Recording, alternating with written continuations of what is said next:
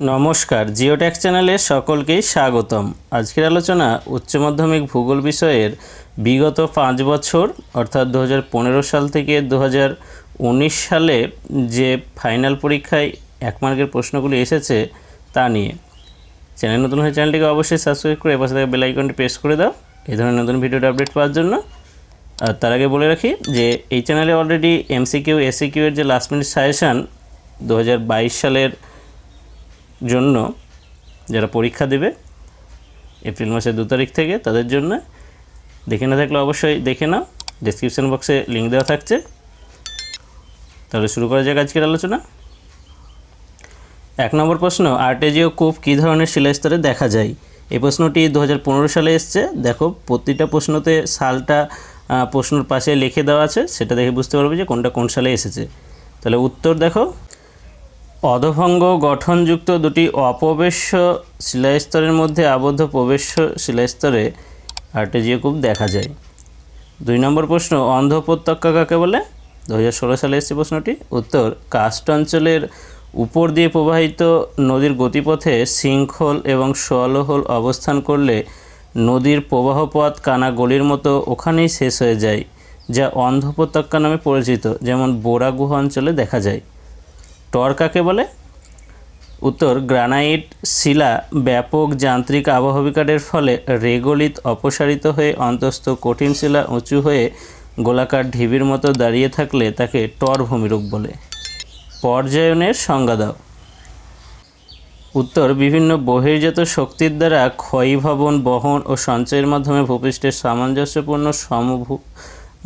ভূপৃষ্ঠের সামঞ্জস্যপূর্ণ ভূমিতলে পরিণত হওয়ার প্রক্রিয়াকে পর্যায়ন বলে।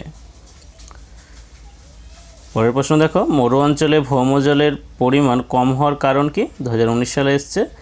উত্তর, বৃষ্টিপাতের পরিমাণ কম এবং অত্যধিক বাষ্পীভবনের কারণে মরু অঞ্চলে ভৌমজলের পরিমাণ কম হয়। অ্যাকুইফার কাকে বলে? উত্তর, ভূঅভ্যন্তরের অপ্রবেশ্য শিলাস্তরের ওপর যে প্রবেশ্য শিলাস্তরে ভৌমজল পরিপূর্ণ থেকে স্থায়ী ভৌমজল ভাণ্ডার গড়ে ওঠে তাকে অ্যাকুইফার বলে। নাতিশীতোষ্ণ তৃণভূমি অঞ্চলে কী ধরনের মৃত্তিকা গঠিত হয়? উত্তর, চার্নোজেম মৃত্তিকা। এলুভিয়েশন কাকে বলে? উত্তর, মৃত্তিকার উপরের স্তরের বিভিন্ন উপাদান বৃষ্টির জলে দ্রবীভূত হয়ে বা ধৌত হয়ে মৃত্তিকার এ স্তর থেকে বি স্তরে স্থানান্তরিত হওয়ার প্রক্রিয়াকে এলুভিয়েশন বলে। রেগলিত কাকে বলে? উত্তর, ভূত্বকের জনক শিলাস্তর আবহবিকার প্রক্রিয়ায় যান্ত্রিকভাবে ভেঙে চূর্ণ বিচূর্ণ হয়ে ও রাসায়নিকভাবে বিয়োজিত হয়ে ভূপৃষ্ঠের ওপরে যে আলগা আস্তরণ সৃষ্টি হয় তাকে রেগলিত বলে। কোন ধরনের মৃত্তিকা শারীরবৃত্তীয় শুষ্ক মৃত্তিকা নামে পরিচিত? উত্তর, উপকূলবর্তী লবণাক্ত মৃত্তিকা। মৃত্তিকা সংরক্ষণে 2টি পদ্ধতি উল্লেখ করো। উত্তর, ধাপ চাষ, সমোন্নতি রেখা বরাবর চাষ, ফালি চাষ, পশুচারণ নিয়ন্ত্রণ প্রভৃতি। ডুরিকাস্ট কীভাবে গঠিত হয়? উত্তর, ল্যাটেরাইট মাটি গঠনকালে আর্দ্র ঋতুতে ধৌত প্রক্রিয়ায় এ স্তরের ক্ষারকীয় দ্রবণীয় পদার্থগুলি নিচের স্তরে অপসারিত হয়ে মাটি অম্লধর্মী হয়। এরপর মাটির পৃষ্ঠস্তরের অবশিষ্ট অদ্রবণীয় লোহা ও অ্যালুমিনিয়ামের কণাগুলি শুষ্ক ঋতুতে ভৌমজলতল নিচে নেমে গেলে জারিত হয় এবং উৎপন্ন শেষকুই অক্সাইড জমাটবদ্ধ হয়ে লাল ও শক্ত ইটের মতো শক্ত মৌচাকের মতো ছিদ্রযুক্ত স্তর সৃষ্টি হয়, যা ডুরিকাস্ট নামে পরিচিত। হিউমিফিকেশন কাকে বলে? উত্তর, যে প্রক্রিয়ায় মৃত জীবদেহাবশেষ বিয়োজিত ও পরিবর্তিত হয়ে হিউমাসে পরিণত হয় তাকে হিউমিফিকেশন বলে। মাটির রাসায়নিক বিক্রিয়ার ভিত্তিতে মৃত্তিকার শ্রেণী বিভাগ করো। 2017 সালে প্রশ্নটি এসছে। উত্তর দেখো, রাসায়নিক বিক্রিয়া অনুসারে মাটি 3 প্রকার, যথা আম্লিক মাটি, ক্ষারকীয় মাটি, প্রশমিত মাটি। আম্লিক মাটি মানে যে মৃত্তিকার পিএইচের মান 7-এর কম, 7-এর বেশি হলে ক্ষারকীয় মাটি, আর 7 হলে প্রশমিত মাটি। পরের প্রশ্ন দেখো, মলিসলের একটি উদাহরণ দাও। উত্তর, চার্নোজেম মৃত্তিকা। মৃত্তিকা সংরক্ষণ বলতে কি বোঝায়? যে বৈজ্ঞানিক পদ্ধতির মাধ্যমে মাটিকে সঠিকভাবে প্রয়োজন মতো ব্যবহার করে ক্ষয় ও অবনমন থেকে রক্ষা করা হয়, উর্বরতা শক্তি বৃদ্ধি করা হয় এবং পরিবেশের ভারসাম্য বজায় রাখা হয় তাকে মৃত্তিকা সংরক্ষণ বলে। মৃত্তিকার গ্রথন বলতে কি বোঝায়? উত্তর, মৃত্তিকার উত্তর মৃত্তিকায় উপস্থিত মৃত্তিকা গঠনকারী বিভিন্ন আকৃতির ব্যাস বিশিষ্ট খনিজ কণার আপেক্ষিক অনুপাতকে মৃত্তিকার গ্রথন বলে। শারীরবৃত্তীয় শুষ্ক মৃত্তিকা বলতে কী বোঝায়? উত্তর, যে আর্দ্র প্রকৃতির মৃত্তিকাতে লবণতা বেশি হওয়ার কারণে উদ্ভিদ রস বা জল শোষণ করতে পারে না, সেই মাটিকে শারীরবৃত্তীয় শুষ্ক মাটি বলে, যেমন উপকূলবর্তী অঞ্চলের লবণাক্ত মৃত্তিকা। ফ্লোরোক্লোরেন কোন জলবায়ু অঞ্চলে ঘটে? উত্তর, নিরক্ষীয় জলবায়ু অঞ্চল। এল নিনো কি? উত্তর, দক্ষিণ আমেরিকার পেরু ও ইকুয়েডর উপকূল বরাবর দক্ষিণ প্রশান্ত মহাসাগরে কোনো কোনো বছর ডিসেম্বর মাসে যে দক্ষিণমুখী অস্থির উষ্ণ সমুদ্র স্রোত সৃষ্টি হয়ে বিশ্ব জলবায়ুকে পরিবর্তন করে তাকে এল নিনো বলে। ভূমধ্যসাগরীয় জলবায়ু অঞ্চলে কোন বায়ুর প্রভাবে গ্রীষ্মকাল শুষ্ক থাকে? উত্তর, উত্তর পূর্ব আয়নবায়ু। ঘূর্ণবাতের চক্ষু বলতে কী বোঝায়? এটি 2016-2018 সাল দুবার এসছে। উত্তর, ক্রান্তীয় ঘূর্ণবাতের কেন্দ্রের মেঘহীন শান্ত অঞ্চলকে ঘূর্ণবাতের চক্ষু বলে। জেড বায়ু প্রবাহ কি? 2016-2019 এসছে। উত্তর, ঊর্ধ্ব টপোস্ফিয়ারের 7 থেকে 12 কিমি উচ্চতায় আঁকাবাঁকা পথে পশ্চিম থেকে পূর্বে তীব্র গতিসম্পন্ন যে বায়ু প্রবাহিত হয় তাকে জেড বায়ু প্রবাহ বলে। উচ্চ তাপযুক্ত উদ্ভিদ বলতে কী বোঝায়? 2016 সালে এসছে। উত্তর, যেসব উদ্ভিদ জন্মানো ও বিকাশের জন্য সারা বছর উচ্চ উষ্ণতা অর্থাৎ 15 ডিগ্রি সি থেকে 27 ডিগ্রি সি উষ্ণতার প্রয়োজন হয় তাদের উচ্চ তাপযুক্ত উদ্ভিদ বলে, যেমন রবার, মেহগনি, রোজউড, আয়রনউড প্রভৃতি। ভাসমানমূলী জলজ উদ্ভিদের সংজ্ঞা দাও। যেসব জলজ উদ্ভিদের মূল জলে সম্পূর্ণ নিমজ্জিত ও মাটিতে যুক্ত থাকে এবং পাতা ও ফুল জলের উপরে ভাসমান অবস্থায় থেকে জীবনচক্র সম্পূর্ণ করে তাদের ভাসমানমূলী জলজ উদ্ভিদ বলে, যেমন পদ্ম, শালুক ইত্যাদি। জলবায়ু পরিবর্তনের দুটি নিদর্শন উল্লেখ করো। উত্তর, 1 নম্বর বিশ্বজুড়ে উষ্ণতা বৃদ্ধি, 2 নম্বর সমুদ্র জলতলের উচ্চতা বৃদ্ধি। লা নিনা বলতে কী বোঝায়? উত্তর, পেরু ও ইকুয়েডর উপকূল বরাবর দক্ষিণ প্রশান্ত মহাসাগরে কয়েক বছর অন্তর শীতকালে যে অতি শীতল উত্তরমুখী পেরু বা হাম্বল সমুদ্র স্রোত সৃষ্টি হয়ে বিশ্ব জলবায়ুকে পরিবর্তন করে তাকে লা নিনা বলে। পরের প্রশ্ন দেখো, অন্তর্ধৃতি সীমানার সংজ্ঞা দাও। 2017 সালে এসছে। উত্তর, নাতিশীতোষ্ণ ঘূর্ণবাত সৃষ্টির শেষ দিকে শীতল সীমান্ত উষ্ণ সীমান্তকে স্পর্শ করে ও উভয় মিলিত হয়ে যে একটিমাত্র অভিন্ন সীমান্তে পরিণত হয়ে ঘূর্ণবাতের অবলুপ্তি ঘটায় তাকে অন্তর্ধৃতি সীমানা বলে। আয়নবায়ু কাকে বলে? উত্তর, ক্রান্তীয় উচ্চচাপ বলয় থেকে নিরক্ষীয় নিম্নচাপ বলয়ের দিকে যে বায়ু সারা বছর ধরে মোটামুটি পূর্ব দিক থেকে পশ্চিম দিকে প্রবাহিত হয় তাকে আয়ন বায়ু বলে। আয়ন বায়ুর অপর নাম বাণিজ্যিক বায়ু, এটিও প্রশ্ন হিসেবে আসতে পারে। এছাড়াও আয়ন বায়ুর দুটো ভাগ আছে, উত্তর পূর্ব আয়ন বায়ু, দক্ষিণ পূর্ব আয়ন বায়ু। কী ধরনের প্রাকৃতিক পরিবেশে হ্যালোফাইট জাতীয় উদ্ভিদ জন্মানোর পক্ষে উপযোগী? উত্তর, উপকূলবর্তী লবণাক্ত মৃত্তিকা। বিশ্ব উষ্ণায়নের দুটি প্রভাব উল্লেখ করো। 1 নম্বর পৃথিবীর গড় উষ্ণতা বৃদ্ধি, 2 নম্বর সমুদ্র জলের উচ্চতা বৃদ্ধি। নিজস্ব প্রাকৃতিক পরিবেশে জীববৈচিত্র্য সংরক্ষণ কী নামে অভিহিত করা যায়? উত্তর, ইনসিটু সংরক্ষণ বা স্বস্থানিক সংরক্ষণ, যেমন সুন্দরবনের বাঘকে সুন্দরবনের মধ্যে রেখেই সংরক্ষণ করা হয়। জীববৈচিত্র্য বিনাশের দুটি কারণ উল্লেখ করো। 1 নম্বর জলবায়ু পরিবর্তন, 2 নম্বর অতিরিক্ত পশু শিকার ও চোরা শিকার। ভারতের জীববৈচিত্র্য উষ্ণ অঞ্চলের দুটি উদাহরণ দাও। উত্তর, পশ্চিমঘাট পর্বত ও পূর্ব হিমালয়। বহির্ক্ষেত্রীয় সংরক্ষণ কাকে বলে? উত্তর, অতিমাত্রায় বিপন্ন প্রজাতির প্রাণী বা উদ্ভিদকে নিজ আবাসস্থলের বাইরে নিয়ন্ত্রিত ব্যবস্থায় কৃত্রিমভাবে বংশবৃদ্ধি করে রক্ষা করার পদ্ধতিকে বহির্ক্ষেত্রীয় বা এক্স সিটু সংরক্ষণ বলে, যেমন চিড়িয়াখানা, জিন ভান্ডার, জাতীয় উদ্যান ইত্যাদি। তাহলে এই হচ্ছে তোমাদের। এরপরে আলোচনা করব 2015 থেকে 19 সালের মধ্যে আসা এমসিকিউ প্রশ্নগুলি নিয়ে। তাহলে দেখতে থাকো। 1 নম্বর, অগ্ন্যুৎপাতের সময় ম্যাগমার সঙ্গে যে উত্তপ্ত জল বেরিয়ে আসে তাকে বলে 2019 সালে প্রশ্নটি এসছে। অপশান এ সহজাত জল, বি উৎসন্দ জল, সি ভাদস জল, ডি আবহিক জল। তাহলে এখানে সঠিক উত্তর হবে অপশান বি উৎসন্দ জল।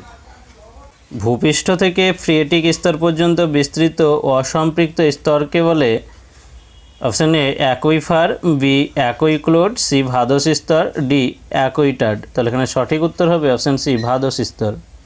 চুনাপাথর ও বৃষ্টির জল দ্বারা সৃষ্ট কার্বনিক অ্যাসিডের রাসায়নিক বিক্রিয়াকে বলে অপশান এ অঙ্গারযোজন, বি আর্দ্র বিশ্লেষণ, সি জলযোজন, ডি জারণ। তাহলে এখানে সঠিক উত্তর হবে অপশান এ অঙ্গারযোজন বা কার্বনেশন। যে প্রক্রিয়ার মাধ্যমে কোনো স্থানের শিলা চূর্ণ বিচূর্ণ হয়ে সেই স্থানেই পড়ে থাকে তাকে বলে অপশান এ ক্ষয়ভবন, বি পুঞ্জিত ক্ষয়, সি আবহবিকার, ডি পর্যায়ন। তাহলে এখানে সঠিক উত্তর হবে অপশান সি আবহবিকার। পাললিক শিলা গঠিত হওয়ার সময় কখনো কখনো জল তার মধ্যে আবদ্ধ হয়ে থেকে যায়। এ ধরনের জলকে বলা হয় অপশান এ সহজাত জল, বি উৎসন্দ জল, সি ভাদস জল, ডি আবহিক জল। তাহলে এখানে সঠিক উত্তর হবে অপশান এ সহজাত জল বা একে জন্মগত জলও বলা হয়। অবরোহণ প্রক্রিয়ার ফলে সৃষ্ট একটি ভূমিরূপ হলো অপশান এ ক্ষয়জাত পর্বত, বি আগ্নেয় পর্বত, সি প্লাবনভূমি, ডি বাজাদা। তাহলে এখানে সঠিক উত্তর হবে অপশান এ ক্ষয়জাত পর্বত, কারণ অবরোহণের মাধ্যমে ভূমির উচ্চতা হ্রাস পায়, ক্ষয় পেলে তবেই তো হ্রাস পাবে। পরের প্রশ্ন দেখো, ভৌমজল স্তরের নিচে অবস্থিত যে জলবাহী স্তর থেকে সব ঋতুতেই জল পাওয়া যায় তাকে বলে অপশান এ ভাদস স্তর, বি কৈশিক স্তর, সি সাময়িক সম্পৃক্ত স্তর, ডি স্থায়ী সম্পৃক্ত স্তর। তাহলে এটি অপশান ডি উত্তর হবে, স্থায়ী সম্পৃক্ত স্তর। আর কেবলমাত্র বর্ষা ঋতুতেই যে স্তর থেকে জল পাওয়া যায় সেটি যদি বলতো তাহলে সাময়িক সম্পৃক্ত স্তর হতো। পরের প্রশ্ন দেখো, গ্রেড শব্দটি প্রথম ব্যবহার করেন option A G K Gilbert, B W D Thornbury, C Arthur Holmes, D Davis. তাহলে এখানে সঠিক উত্তর হবে জি কে গিলবার্ট। তিনি 1876 সালে গ্রেড শব্দটি ব্যবহার করেছিলেন। ভারতের একটি উল্লেখযোগ্য কাস্ট অঞ্চল হলো অপশান এ কাশ্মীর উপত্যকা, বি বোরা গুহা, সি ব্লু পার্বত্য অঞ্চল, ডি অজন্তা গুহা। তাহলে এখানে সঠিক উত্তর হবে অপশান বি বোরা গুহা। একটি আঞ্চলিক মৃত্তিকার উদাহরণ হলো option A lithosol, B regosol, C পলিমৃত্তিকা, ডি পটজল। তাহলে এখানে সঠিক উত্তর হবে অপশান ডি পটজল মৃত্তিকা। পলিমৃত্তিকা হচ্ছে অনাঞ্চলিক মৃত্তিকার উদাহরণ। পোষমিত মাটির পিএইচের মান হলো option A 6.0, B 6.5, C 7.0, D 7.5। তাহলে এখানে সঠিক উত্তর হবে অপশান সি 7.0। 7-এর বেশি হলে পিএইচ তাকে বলা হয় ক্ষারকীয় মৃত্তিকা, আর 7-এর কম হলে তাকে আম্লিক মৃত্তিকা বলা হয়। চার্ণ যে মৃত্তিকা দেখা যায় অপশান এ ক্রান্তীয় অঞ্চলে, বি উপক্রান্তীয় অঞ্চলে, সি মরু অঞ্চলে, ডি নাতিশীতোষ্ণ অঞ্চলে। তাহলে এখানে সঠিক উত্তর হবে অপশান ডি নাতিশীতোষ্ণ অঞ্চলে। মৃত্তিকা পরিলেখের এ স্তর থেকে বি স্তরে পদার্থের অপসারণের পদ্ধতিকে বলে option A humification, B salinization, C eluviation, D illuviation. তাহলে এ স্তর থেকে বি স্তরে অপসারণ বলেছে, অপসারণ মানে হচ্ছে এলুভিয়েশন প্রক্রিয়া। তাহলে অপশান সি হবে এখানে সঠিক উত্তর। এটি মনে রাখার জন্য তোমরা ইংরেজি যে লেটার ই দিয়ে হয় এলুভিয়েশন আর আই দিয়ে হয় ইলুভিয়েশন। তাহলে প্রথমে যেটা আছে লেটার সেটা হচ্ছে উপরের স্তর, এ স্তর থেকে যেটা অপসারিত হচ্ছে সেটা হচ্ছে এলুভিয়েশন, আর আই দিয়ে যেটা হচ্ছে সেটা বি স্তরে এসে সঞ্চিত হচ্ছে সেটা হচ্ছে ইলুভিয়েশন। তো প্রথমের যে লেটার সেইভাবে মনে রাখলে মনে থাকবে সহজেই। তো এটার উত্তর হবে এলুভিয়েশন, ই দিয়ে শুরু ইংরেজি লেটার। পরের প্রশ্ন দেখো, স্পোডোসল মৃত্তিকার উদাহরণ হলো অপশান এ পটজল, অপশান বি পলিমাটি, অপশান সি চার্নোজেম, ডি ল্যাটেরাইট। তাহলে এখানে সঠিক উত্তর হবে অপশান এ পটজল। উদ্ভিদের জন্য প্রয়োজনীয় প্রধান প্রাথমিক পরিপোষকের একটি উদাহরণ হলো লোহা, ম্যাঙ্গানিজ, তামা, নাইট্রোজেন। তাহলে এখানে সঠিক উত্তর হবে অপশান ডি নাইট্রোজেন। মৃত্তিকার যে স্তরে উদ্ভিদ ও প্রাণীর দেহাবশেষ আংশিক বা সম্পূর্ণ বিয়োজিত হয়ে হিউমাসে পরিণত হয় সেটি হলো অপশান এ স্তর, বি স্তর, সি ও স্তর, ডি আর স্তর। তাহলে এখানে সঠিক উত্তর হবে অপশান সি ও স্তর। এটিকে জৈব স্তরও বলা হয়। হিউমাস সমৃদ্ধ মাটির রং হয় অপশান এ লালচে, বি কালো, সি ধূসর, ডি সাদাতে। তাহলে এখানে সঠিক উত্তর হবে অপশান বি কালো। অগ্নুৎপাতজাত পদার্থ দ্বারা গঠিত মৃত্তিকা হলো option A oxisol, B ultisol, C alfisol, D andisol. তাহলে এখানে সঠিক উত্তর হবে অপশান ডি অ্যান্ডিসল, এখানে ওয়াই জফলা হবে। জেট বায়ু প্রবাহ দেখা যায় অপশান এ টপোস্ফিয়ারের ঊর্ধ্ব স্তরে, বি ওজোন স্তরে, সি টপোস্ফিয়ারের নিম্ন স্তরে, ডি স্ট্র্যাটোপজ স্তরে। তাহলে এখানে সঠিক উত্তর হবে অপশান এ টপোস্ফিয়ারের ঊর্ধ্ব স্তরে।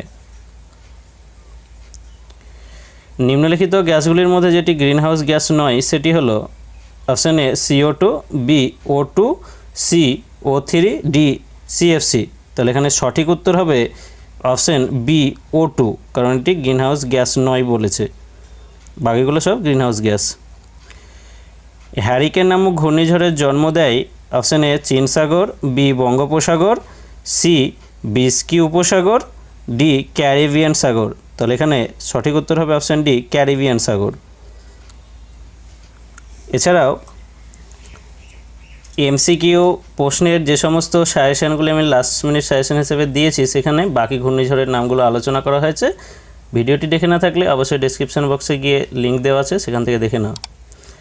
পরের প্রশ্ন দেখো, এল নিনোর আবির্ভাব ঘটলে উষ্ণ সমুদ্র স্রোত দেখা যায় অপশান এ মাদাগাস্কার উপকূলে, বি পেরু উপকূলে, সি জাপান উপকূলে, ডি অস্ট্রেলিয়ার উপকূলে। তাহলে এখানে সঠিক উত্তর হবে অপশান বি পেরু উপকূলে। ওজোন স্তর ধ্বংসের জন্য যে গ্যাস প্রধানত দায়ী তা হলো option A carbon dioxide, B chlorofluorocarbon, C sulphur dioxide, D methane. তাহলে এখানে সঠিক উত্তর হবে অপশান বি ক্লোরোফ্লোরোকার্বন। ওজোন স্তর ধ্বংসের জন্য প্রধান দায়ী গ্যাস হচ্ছে CFC, আর বিশ্ব উষ্ণায়নের জন্য প্রধান দায়ী গ্যাস হচ্ছে CO2 কার্বন ডাইঅক্সাইড। পরের প্রশ্ন দেখো, দক্ষিণ চীন সাগরে উদ্ভূত ঘূর্ণবাতকে বলা হয় option A typhoon, B tornado, C hurricane, D willy willy. তাহলে এখানে সঠিক উত্তর হবে অপশান এ টাইফুন। টর্নেডো বলা হয় আমেরিকা যুক্তরাষ্ট্রে, হ্যারিকেন ক্যারিবিয়ান দ্বীপপুঞ্জে, আর উইলি উইলি বলা হয় অস্ট্রেলিয়াতে। ভারতে মিথেন গ্যাসের একটি প্রধান উৎস হলো অপশান এ ধান চাষের জমি, বি ফলের বাগান, সি ফুলের বাগান, ডি চা বাগান। তাহলে এখানে সঠিক উত্তর হবে অপশান এ ধান চাষের জমি।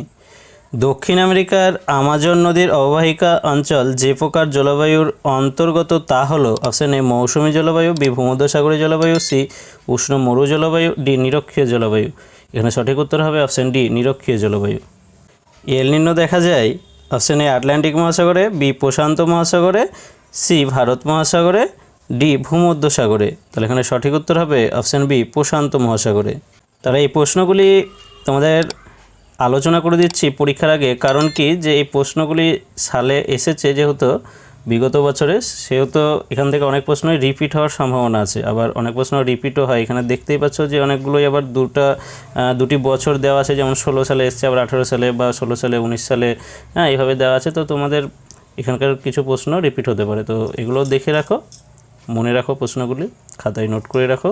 এছাড়াও তোমরা স্ক্রিনশট নিয়ে রাখতে পারো।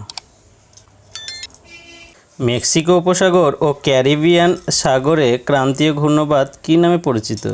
Option A typhoon, B tornado, C hurricane, D willy willy. তাহলে এখানে সঠিক উত্তর হবে অপশান সি হ্যারিকেন। ক্যালিফোর্নিয়া যে জলবায়ু অঞ্চলে অবস্থিত তা হলো অপশান এ মৌসুমী জলবায়ু অঞ্চল, ভূমধ্যসাগরীয় জলবায়ু অঞ্চল, সি তুন্দ্রা জলবায়ু অঞ্চল, ডি মরু জলবায়ু অঞ্চলে। তাহলে এখানে সঠিক উত্তর হবে অপশান বি ভূমধ্যসাগরীয় জলবায়ু অঞ্চলে ক্যালিফোর্নিয়া অবস্থিত।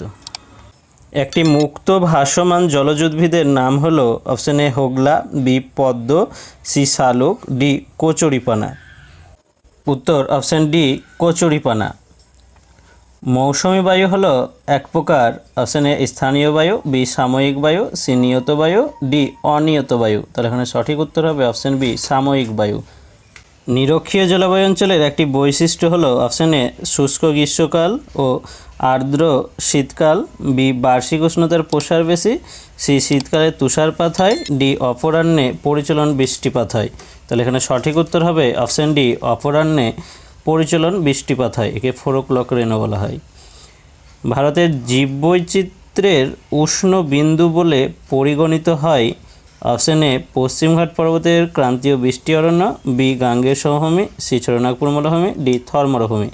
তাহলে এখানে সঠিক উত্তর হবে অপশান এ পশ্চিমঘাট পর্বতের ক্রান্তীয় বৃষ্টি অরণ্য। যে জলবায়ু অঞ্চলে জীববৈচিত্র্য সর্বাধিক অপশন এ নিরক্ষীয় বৃষ্টি অরণ্য, বি নাতিশীতোষ্ণ তৃণভূমি, সি তুন্দ্রা, ডি উষ্ণ মরু। তাহলে এখানে সঠিক উত্তর হবে অপশন এ নিরক্ষীয় বৃষ্টি অরণ্য। জীববৈচিত্র্য উষ্ণকেন্দ্রের একটি উদাহরণ হলো অপশন এ গির অরণ্য, B Shibpur botanical garden, C Corbett জাতীয় উদ্যান, ডি সাইল্যান্ড ভ্যালি। তাহলে এখানে সঠিক উত্তর হবে অপশন ডি সাইল্যান্ড ভ্যালি, এটি কেরালায় রয়েছে। পরের প্রশ্ন, জীববৈচিত্র্য শব্দটি প্রথম ব্যবহার করেন option A Walter Rosen, B Norman Myers, C Charles Darwin, D Robert Hooke. তাহলে এখানে সঠিক উত্তর হবে অপশন এ ওয়াল্টার রোজেন। আর নরম্যান মায়ার্স জীববৈচিত্র্য হটস্পট শব্দটি প্রথম ব্যবহার করেন। লাস্ট প্রশ্ন, সংরক্ষণযোগ্য উদ্ভিদ ও প্রাণীদের সংখ্যা যে পুস্তকের মাধ্যমে প্রকাশ করা হয় তাকে বলে option A green data book, B green card, C red data book, D red card. তাহলে এখানে সঠিক উত্তর হবে option C red data book. তাহলে এই হচ্ছে তোমাদের আজকের কিছু গুরুত্বপূর্ণ সালের প্রশ্ন নিয়ে আলোচনা। এই প্রশ্নগুলি প্র্যাকটিস করো। বিগত বছরে যেহেতু এসেছে আর বিগত বছরের প্রশ্ন তোমরা জানো ভালো করে যে কিছু প্রশ্ন রিপিট হয়, তো এর মধ্যে থেকেও আশা করছি কয়েকটি প্রশ্ন রিপিট হবে। তো সব প্রশ্নগুলি ভালো করে মনে রাখো, খাতায় নোট করে নাও। চ্যানেল নতুন হয়ে চ্যানেলটিকে অবশ্যই সাবস্ক্রাইব করে পাশে থাকা বেল আইকনটি প্রেস করে দাও। আজকের মতো এই পর্যন্তই, আবার দেখা হচ্ছে কোনো নতুন ভিডিওতে। সঙ্গে থেকো, ধন্যবাদ। ওজোন স্তর